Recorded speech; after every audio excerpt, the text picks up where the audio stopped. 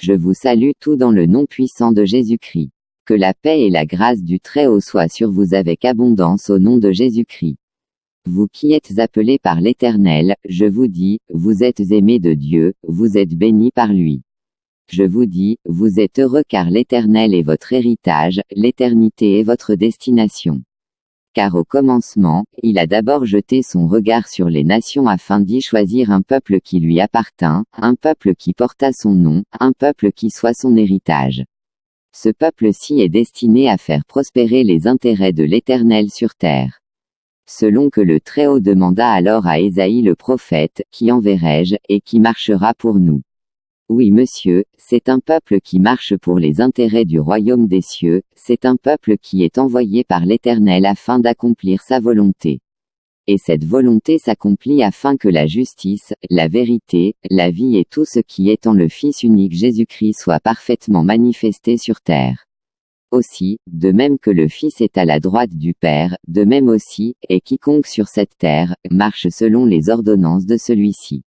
Maintenant, si toute la terre lui appartient, et parce qu'elle lui appartient, alors, la dîme de tout cela doit lui revenir, soit à ceux-ci, ses serviteurs qui le représentent sur terre et qui sont à son service afin de faire prospérer ses intérêts, ces personnes sont ses sacrificateurs, la descendance spirituelle de Lévi. Maintenant, nous allons entrer en profondeur afin de comprendre ces choses. Le Seigneur Jésus-Christ a dit à ses disciples, « Pensez-vous que je sois venu abolir la loi? Non vous dis-je, je suis venu, non pour abolir, mais pour accomplir. Maintenant, c'est de l'accomplissement de celle-ci que nous parlerons. Aussi, je l'ai intitulé, la dîme, l'Éternel notre part. » Et d'entrée de jeu, je vous dis, cela n'a rien à voir avec l'escroquerie spirituelle qui se passe aujourd'hui dans certaines assemblées. Dans le premier enseignement sur la dîme, je vous ai démontré que, l'Éternel Dieu ne nous bénit pas parce que, nous marchons selon les prescriptions de la loi, mais il nous bénit parce qu'il nous aime à cause de l'œuvre que Jésus-Christ a accomplie à la croix. Oui monsieur, c'est parce qu'il nous aime, et parce qu'il nous aime, il veut que nous soyons libres de toutes choses, libres avec ce que nous possédons, libres avec ce que nous voyons ou entendons et qui n'est pas en notre possession. Aussi l'apôtre Paul pouvait dire, « Tout m'est permis, mais tout n'est pas utile, tout m'est permis, mais je ne me laisserai asservir par quoi que ce soit. » Voyez-vous, c'est donc à cela qu'il nous a prédestinés, à la liberté. Maintenant, puisque nous n'avons rien apporté sur terre, et que nous utilisons ce qui n'est pas notre comme l'or, l'argent, le fer et même le corps dans lequel nous habitons, le Très-Haut nous laisse cependant utiliser librement toutes ces choses, mais à une condition, ne point en faire mauvais usage. Et maintenant, c'est quoi ne pas en faire mauvais usage? C'est utiliser cela pour les intérêts de Dieu, afin que l'amour, la justice, la vérité et la paix perdurent de génération en génération, et qu'ainsi son nom soit glorifié et que les hommes soient sauvés. Oui monsieur, nous sommes appelés à utiliser toutes choses afin d'honorer l'Éternel Dieu qui nous permet de les avoir, afin que ceci contribue à faire notre bonheur. Si nous travaillons, et que la grâce nous est faite d'en jouir, de jouir du bonheur à cause de notre labeur, alors, c'est là une immense bénédiction de sa part. Car le bonheur qu'un homme peut avoir, c'est lorsque le fruit de son travail lui apporte une sainte joie, un sentiment de paix et de bonheur de savoir que, cela lui vient de son Père qui est dans les cieux. Il faut payer la dîme, et elle doit revenir aux Lévites. CQ. Le Lévi. C'est l'une des tribus de la maison d'Israël, sortie d'Égypte par l'Éternel, afin d'être conduit vers une terre promise, un pays où coule le lait et le miel, Canaan. Ce pays a été promis à Abraham, le père de la foi, et à sa descendance après lui. Mais, pour y entrer, il fallut d'abord que l'iniquité de ses anciens occupants arrive à son comble. Aussi, au temps marqué, l'Éternel vint les délivrer des griffes de Pharaon, car ils étaient esclaves en Égypte. Les voilà sortis d'Égypte par le puissant bras de l'Éternel, tel un aigle, l'Éternel les transporte dans ce grand et affreux désert sans qu'il n'ait le moindre dommage, ceux qui refusèrent alors le règne de l'Éternel dans leur vie périrent dans ce désert. Et au reste, voici ce que l'Éternel leur donna comme commandement. L'Éternel dit à Aaron le sacrificateur, l'un des descendants de Lévi fils de Jacob. Toutes les choses saintes que les Israélites prélèvent pour l'Éternel sur les offrandes, je te les donne, à toi, à tes fils et à tes filles, en vertu d'une ordonnance immuable. C'est une alliance inviolable et immuable, garantie par l'Éternel en ta faveur et en faveur de tes descendants. L'Éternel dit à Aaron, tu ne posséderas pas de patrimoine foncier dans leur pays et il ne te reviendra aucune part au milieu d'eux, car c'est moi qui suis ta part et ton patrimoine au milieu des Israélites. Aux Lévites, je donne comme possession toutes les dîmes qui seront perçues en Israël, pour le service qu'ils assurent, celui qu'ils accomplissent dans la tente de la rencontre. Ainsi les Israélites ne risqueront plus de commettre une faute qui entraînerait leur mort en s'approchant de la tente de la rencontre. Ce seront les Lévites qui assureront le service de la tente de la rencontre et qui porteront la responsabilité des fautes qui s'y commettraient. C'est une ordonnance en vigueur à perpétuité et de génération en génération, ils n'auront pas de patrimoine foncier au milieu des Israélites. Car je leur donne pour possession la dîme que les Israélites prélèveront pour l'Éternel. C'est pourquoi je leur ai dit qu'ils n'auront pas de patrimoine foncier parmi les Israélites. L'Éternel parla encore à Moïse en ces termes. Dis aux Lévites, lorsque vous recevrez des Israélites les dîmes que je vous donne de leur part en guise de possession, vous en prélèverez le 10e comme offrande pour l'Éternel, ce sera donc la dîme de la dîme. Cette offrande que vous ferez sera considérée comme équivalente aux offrandes prélevées sur la moisson de blé ramassée sur l'aire et sur le vin nouveau coulant du pressoir. C'est ainsi que vous prélèverez, vous aussi, l'offrande pour l'Éternel sur toutes les dîmes que vous recevrez des Israélites, et vous la donnerez au prêtre Aaron comme une offrande à l'Éternel. Sur tous les dons que vous recevrez, vous prélèverez une offrande pour l'Éternel, vous prélèverez la meilleure part comme part la plus sainte. Tu leur diras encore, quand vous en aurez prélevé la meilleure part, le reste équivaudra pour vous, Lévites, au produit de l'aire et du pressoir. Vous le mangerez où vous voudrez, avec vos familles, car c'est là votre salaire pour les services que vous accomplissez dans la tente de la rencontre. Vous ne vous rendrez coupable d'aucune faute en cela, du moment que vous en aurez prélevé la meilleure part. Ainsi, vous ne profanerez pas les saintes offrandes des Israélites et vous ne serez pas frappés de mort. Nombre 18. La dîme est à l'Éternel. Et pourquoi devrait-il payer la dîme ?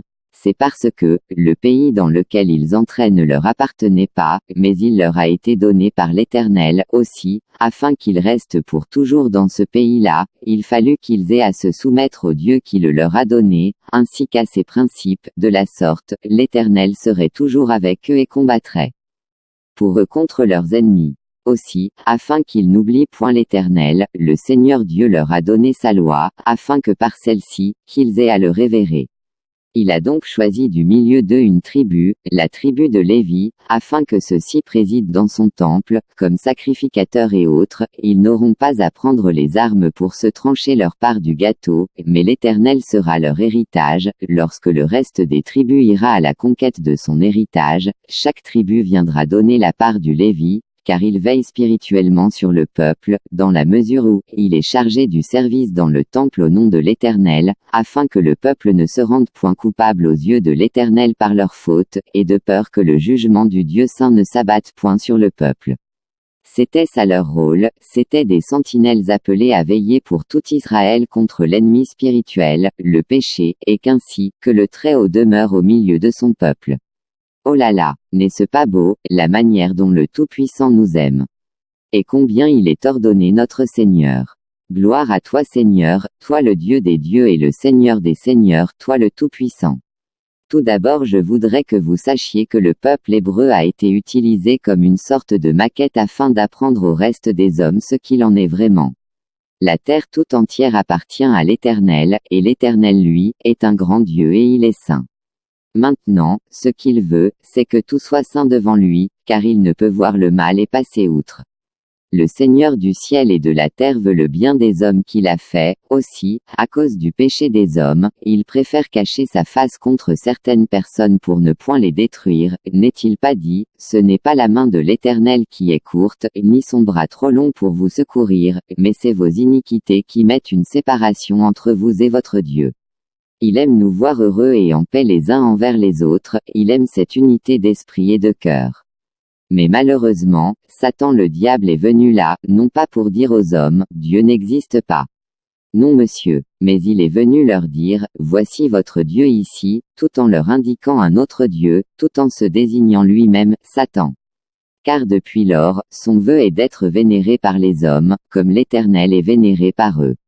Refusant ainsi de rendre à l'Éternel l'honneur qui lui est dû, il s'est rebellé contre lui, et est venu enseigner cette science aux hommes qui, aujourd'hui s'établissent également comme des dieux au mépris de tout ce que le Très-Haut peut dire.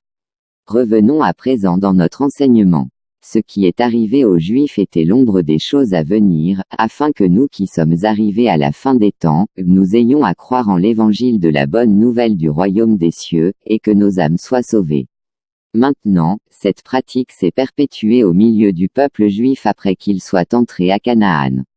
Ils ont ainsi vécu jusqu'au jour où ils ont commencé à mépriser la maison de l'Éternel et ceux qui y étaient établis par l'Éternel pour le sacerdoce.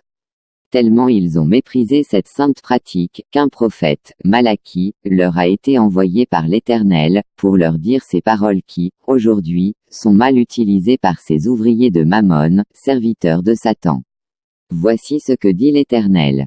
Vous lassez l'Éternel par vos discours, et puis vous demandez. En quoi te lassons-nous? C'est parce que vous dites. Quiconque fait le mal est bien vu de l'Éternel. Il a plaisir à ces gens-là. Ou bien encore, où est le Dieu de la justice? Or je vais envoyer mon messager pour aplanir la route devant moi. Et, soudain, il viendra pour entrer dans son temple, le Seigneur que vous attendez, c'est l'ange de l'Alliance, appelé. De vos vœux, le voici, il arrive, déclare l'Éternel, le Seigneur des armées célestes. Mais qui supportera le jour de sa venue? Ou qui tiendra quand il apparaîtra? Car il sera semblable au brasier du fondeur, au savon de potasse des blanchisseurs.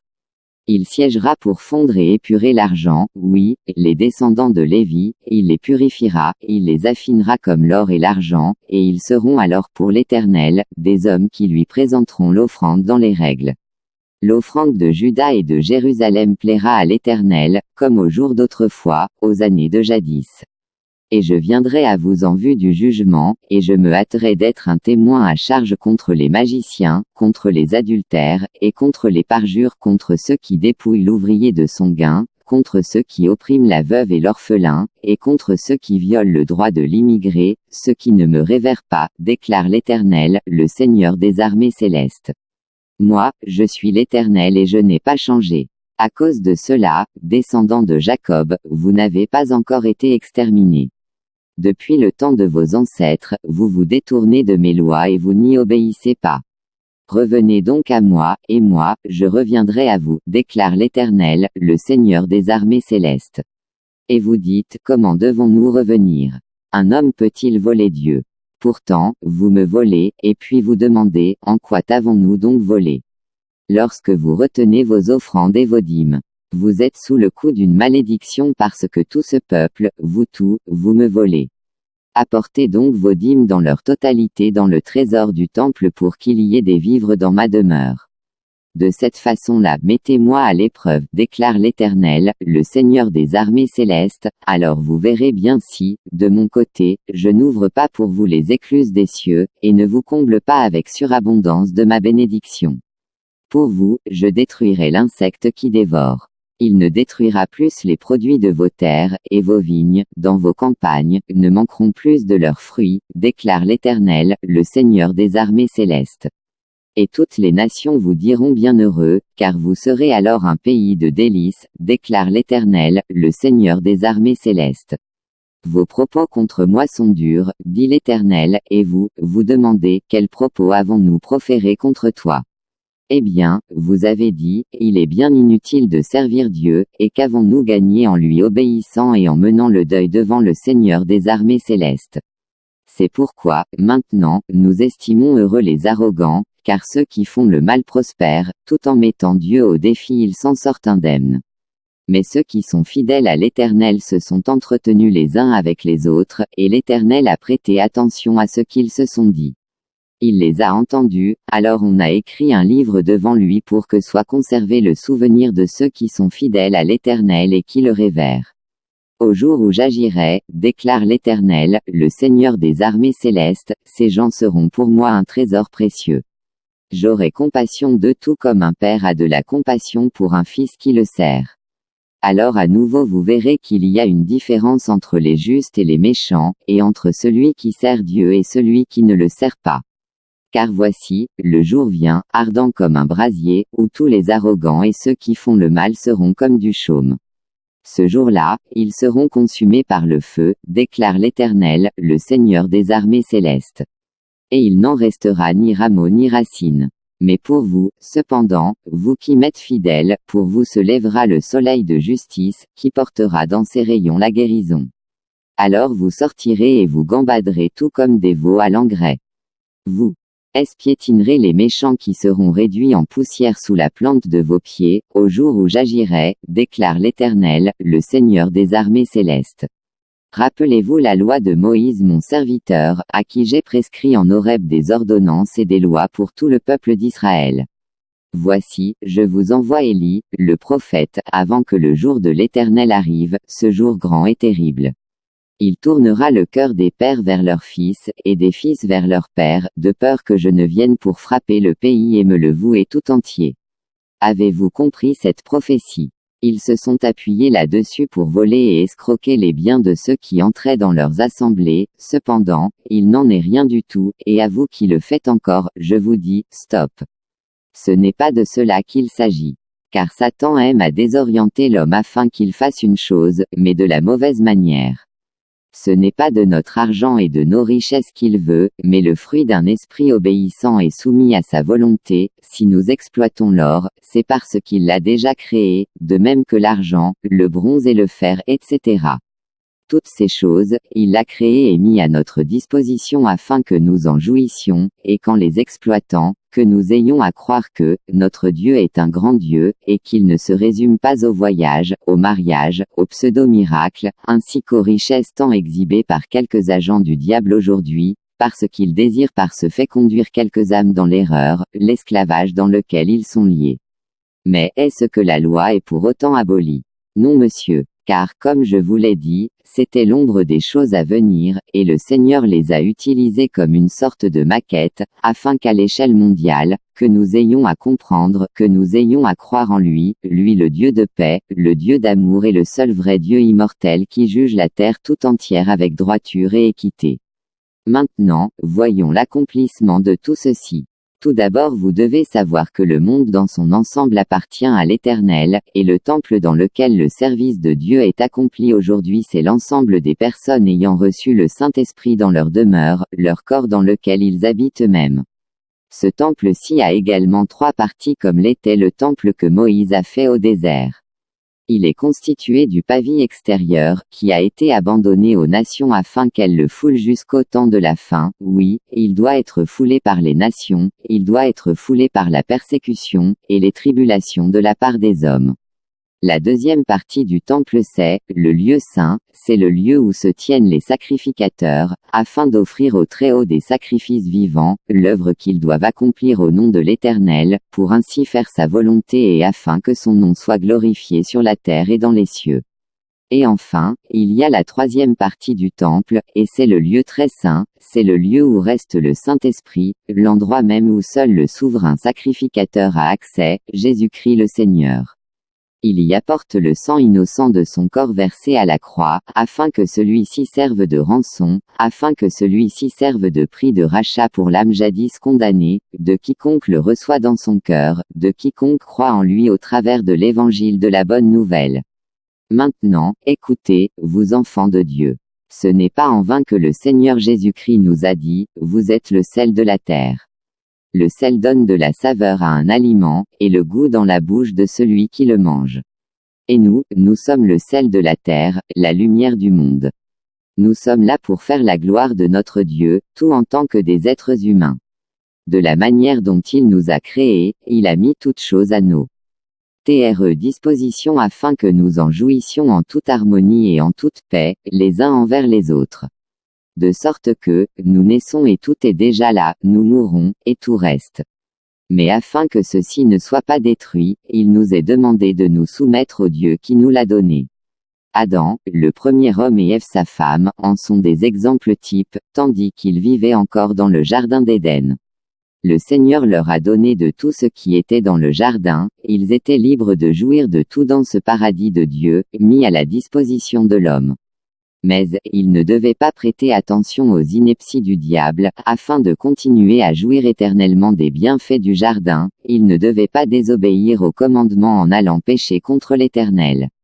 Ils ne devaient pas manger l'arbre de la connaissance du bien et du mal. Cependant, l'Éternel descendait tout le temps vers l'homme afin de communier avec lui, de la sorte, il trouvait dans ce que Adam faisait, sa joie, tel un père trouve de la joie quand il voit son enfant réussir dans ce sur quoi il l'a lui-même initié. Et c'est cela sa dîme, les bons fruits spirituels que nous manifestons les uns envers les autres pour la gloire du Très-Haut. Un jour, afin d'éclairer ses disciples là-dessus, le Seigneur leur a fait une parabole. Vous la lirez dans l'évangile de Matthieu au chapitre 21 le verset 33. Il est écrit, il y avait un homme, maître de maison, qui planta une vigne, il l'entoura d'une haie, y creusa un pressoir, et bâtit une tour puis il la ferma à des vignerons, et quitta le pays. Lorsque le temps de la récolte fut arrivé, il envoya ses serviteurs vers les vignerons, pour recevoir le produit de sa vigne. Les vignerons s'étant saisis de ses serviteurs, battirent l'un, tuèrent l'autre et lapidèrent le troisième. Il envoya un autre groupe de serviteurs, et ils leur firent subir le même châtiment. Enfin, il leur envoya son fils, en se disant, certainement qu'ils auront du respect pour lui. Mais quand les vignerons virent le fils, ils dirent entre eux, voici l'héritier, venez, tuons-le, et emparons-nous de son héritage. Et se saisirent de lui, le jetèrent hors de la vigne, et le tuèrent. Maintenant, lorsque le maître de la vigne viendra, que fera-il à ces vignerons? Ils lui répondirent, il fera périr misérablement ces misérables, et il affermera la vigne à d'autres vignerons, qui lui donneront le produit au temps de la récolte. Jésus leur dit, n'avez-vous jamais lu dans les Écritures? La pierre rejetée par ceux qui bâtissaient, est devenue la principale de l'angle, et cela vient du Seigneur. Maintenant, écoutez, dans le livre de Malachie, il est écrit. Voici j'envoie mon messager, il préparera le chemin devant moi, ici il s'agit de Jean le Baptiste. Il continue en disant, et soudain entrera dans son temple le Seigneur que vous cherchez, et le messager de l'alliance que vous désirez, voici, il vient. Ici, Malachie parle de Jésus-Christ. Malachie continue en disant, qui pourra soutenir le jour de sa venue? Qui restera debout quand il paraîtra? Car il sera comme le feu du fondeur. Il purifiera les fils de Lévi, il les épurera comme on épure l'or et l'argent, et ils présenteront à l'Éternel des offrandes avec justice. À ce moment, l'offrande de Jérusalem sera agréable à l'Éternel. Maintenant, je vous pose ici une question, est-ce pour nous renvoyer à la pratique des ordonnances de la loi que le Seigneur Jésus-Christ est venu, ou non? Je vous réponds avec assurance que le Seigneur Jésus-Christ est venu afin de rendre impuissant l'acte dont les ordonnances nous rendaient esclaves du péché, et qu'ainsi, qu'après avoir reconnu notre impuissance face au péché, que nous ayons à croire en celui qui donne le pouvoir sur le péché et la mort, Jésus-Christ, et qu'ainsi, que notre âme soit sauvée par sa puissance.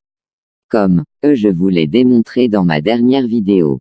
Maintenant, le fait pour Adam de suivre sa femme dans sa rébellion était synonyme de meurtre contre le Christ, la parole de Dieu. Oui monsieur, il crucifiait pour sa part le Seigneur Jésus-Christ, la vérité, lui la vie éternelle, afin de s'établir lui-même comme Dieu sur ce qui lui a été donné, car l'Éternel l'avait établi dans son jardin afin qu'il le garde, mais il a été conduit à le perdre. Voyez-vous, et cela, c'était pour la gloire de qui? Cela a toujours été pour la gloire de Satan. Refusant de rendre à l'Éternel les honneurs qui lui sont dus, il essaye d'entraîner avec lui les foules condamnées, il cherche à ce que la multitude le suive dans sa démence. Ne le suivez pas, je m'adresse à vous habitants de la terre, ne le suivez pas. Mais cependant, vous refusez d'honorer l'Éternel, et par vos traditions humaines, et vos fêtes, fruits de votre rébellion, vous fatiguez l'Éternel. Mais comme l'a prédit Malachie, vous dites, en quoi l'avons-nous fatigué? C'est en disant, quiconque fait le mal est bon aux yeux de l'Éternel. Ou bien vous dites, où est le Dieu de justice? Oui monsieur, par ces actes de rébellion, vous volez Dieu, par votre méchanceté vous volez l'honneur qui lui est dû, en vous établissant vous-même comme Dieu, vous volez l'Éternel, par vos traditions et vos fêtes, vous crucifiez la vérité et la justice, vous avez jeté l'amour en route, et vous l'avez foulé aux pieds. Aucun ne parle à son prochain avec droiture, tous se déchirent les uns les autres comme des lions affamés et avides de sang. Est-ce là donc l'honneur qui lui est dû? Est-ce là donc les fruits qu'il attend de ce qu'il a placé dans sa vigne? Moi je vous dirai ce qui va vous arriver, parce que vous êtes dans sa vigne, et parce qu'il vous a parlé, et que vous n'avez point écouté. Ce qui est arrivé au monde antédiluvienne, vous arrivera, non pas par le déluge, mais par le feu. Car par vos œuvres, vous vous rendez indigne du monde dans lequel le Tout-Puissant vous a placé afin de le garder, maintenant, au lieu de le garder, vous l'avez gâté par vos méchantes œuvres, sur lesquelles vous vous êtes rendu coupable devant l'Éternel. Je vous le dis à nouveau, souvenez-vous de Sodome et de Gomorrhe. Aujourd'hui, cette cité n'existe plus, car l'Éternel donne librement, mais si l'on se rend indigne de son don, alors il le retire de vos mains et en donne à d'autres. N'est-ce pas le Seigneur qui dit, la pierre rejetée par ceux qui bâtissaient, est devenue la principale de l'angle? Écoutez ici, vous enfants de Dieu. Vous êtes la part de l'Éternel, vous êtes son héritage d'entre tous les hommes vivants sur terre. Et cette pierre qu'a rejetée le monde, c'est sur elle que le nouveau temple est bâti, elle est bâtie par le véritable, dans la vérité, c'est sur elle que nous sommes bâtis, sur Jésus-Christ le Seigneur. C'est dans ce nouveau temple que vous êtes appelés à offrir des sacrifices en l'honneur de l'Éternel. Si donc le monde vous hait et vous rejette, c'est parce qu'il hait et rejette la justice et la vérité. Et si le monde ne vous reçoit pas, c'est parce qu'il a déjà rejeté le Maître, le Père plein d'amour. Eux, ils ont choisi bâtir leur monde dans le mensonge. Par contre vous, vous y bâtissez autrement, selon que l'a prophétisé Malachie en ces termes. Il purifiera les fils de Lévi, il les épurera comme on épure l'or et l'argent, et ils présenteront à l'Éternel des offrandes avec justice. Et cette prophétie s'accomplit en nous, selon qu'il est écrit dans le livre de l'Apocalypse au chapitre 5. Quand l'agneau eut pris le livre de la main de celui qui était assis sur le trône, les êtres qui sont dans le ciel chantaient un cantique nouveau, en disant, Tu es digne de prendre le livre, et d'en rompre les sceaux, car tu as été immolé, et tu as racheté pour Dieu par tes. On sent des hommes de toute tribu, de toute langue, de tout peuple, et de toute nation. Tu as fait d'eux un royaume de sacrificateurs pour notre Dieu, et ils régneront sur la terre. Voyez-vous, maintenant, tandis que nous cohabitons encore avec les hommes de ce monde, le Seigneur dit. Vous ne ferez point comme eux, car vous êtes pour l'Éternel, un peuple saint, une nation sainte. Maintenant, écoutez, vous trafiquez dans ce monde, de même qu'ils trafiquent aussi, mais vous n'aurez point à utiliser leur méthode, car l'Éternel est votre héritage. L'Éternel est votre force, et ce qui lui est dû naturellement, il nous l'accorde à nous qui sommes ses serviteurs, et c'est afin que la nourriture ne manque point dans sa maison. Le Seigneur Jésus-Christ a dit, notre Père qui est dans les cieux sait ce dont nous avons besoin. Et c'est lui qui pourvoira nos besoins. Je vous le dis en vérité, il n'y a rien qui soit en votre possession et dont vous méritez en propre, comme étant votre, et qui ne vienne pas du Très-Haut, votre Père qui est dans les cieux.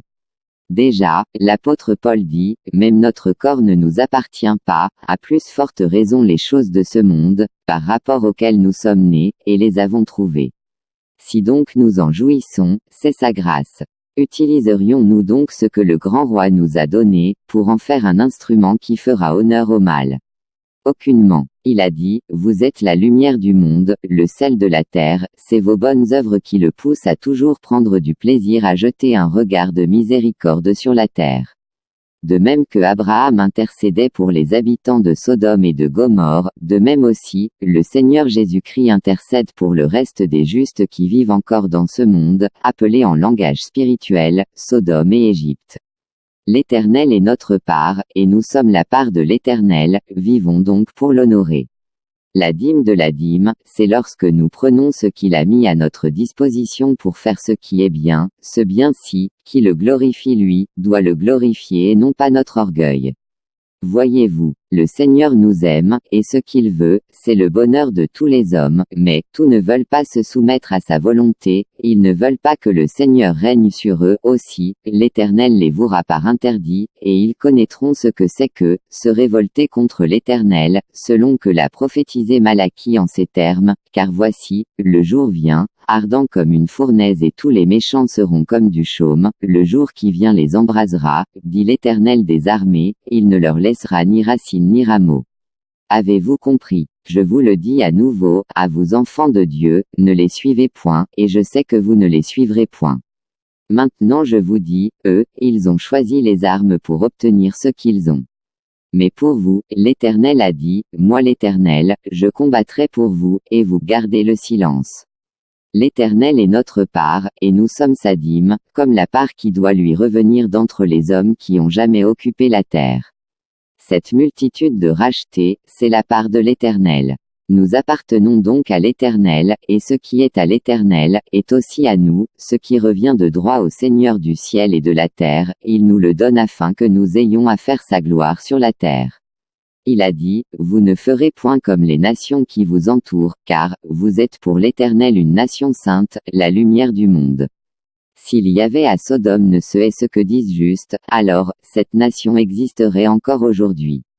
De même aussi je vous dis, à vous habitants des nations, Satan vous hait, vous vous plaisez dans le mal pensant faire du tort à l'Éternel, mais c'est parce qu'il veut que vous soyez exterminés, aussi il vous incite toujours à faire le mal, et à détruire le seul bien qui reste encore au milieu de vous. Le jardin d'Éden appartenait à l'Éternel, et il l'a donné à la famille Adam, mais par le péché dans lequel ils ont été conduits, ils y ont été expulsés, et Satan s'est réjoui. Mais il est déjà exposé, il est déjà vaincu, ce n'est qu'une question de temps, alors vous saurez que le Seigneur Jésus-Christ, c'est celui qui est. Malheur à vous qui le suivez, et qui vous plaisez dans le mal de manière consciente et volontaire. Aujourd'hui, si vous entendez ceci, repentez-vous, et revenez à l'Éternel qui aura compassion de vous.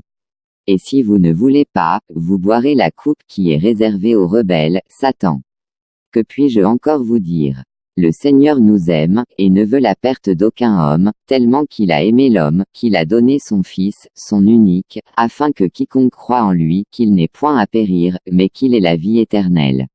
Ne l'aimez-vous pas? Nous l'aimons, parce qu'il nous a aimés le premier, et nous disons, gloire à toi, Seigneur du ciel et de la terre, pour tes bienfaits à notre égard, seulement, garde-nous par ta grâce, dans ta volonté pour le salut de nos âmes. Amen.